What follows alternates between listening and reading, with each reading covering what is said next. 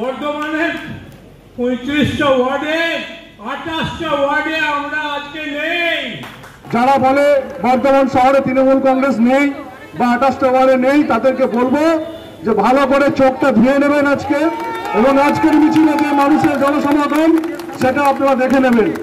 পৌর নির্বাচন কিভাবে হয় জানেন তো? ছপাচপ এটা বাদ দিন।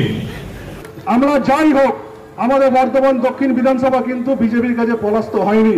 বর্ধমানের 35টা ওয়ার্ডে 28টা ওয়ার্ডে আমরা আজকে নেই।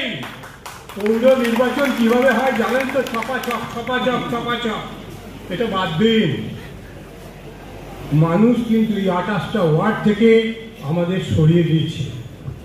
যারা বলে বর্ধমান শহরে তৃণমূল কংগ্রেস নেই বা 28টা ওয়ার্ডে নেই, তাদেরকে বলবো যে ভালো করে চোখটা ধুয়ে নেবেন আজকে, এবং আজকের মিছিলে যে মানুষের জনসমাগম সেটা আপনারা দেখে নেবেন। আমরা যাই হোক, আমাদের বর্ধমান দক্ষিণ বিধানসভা কিন্তু বিজেপির কাছে পরাস্ত হয়নি। আমরা 21-এও সেই কঠিন লড়াই করে আমরা জয়লাভ করেছি। আমরা 24-এও এই বিধানসভা থেকে লড়াই করেছি এবং জিতেছি, এবং 26 ইলেকশনেও আমরা সেভাবেই লড়াই করে জিতবো।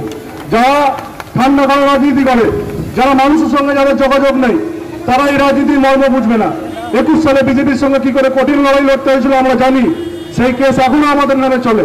24 ইলেকশনেও আমরা কেস খেয়েছি।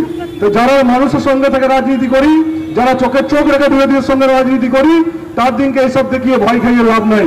আমরা মানুষের সাথে আছি, খোকন দাস বর্ধমান মানুষের সাথে আছে।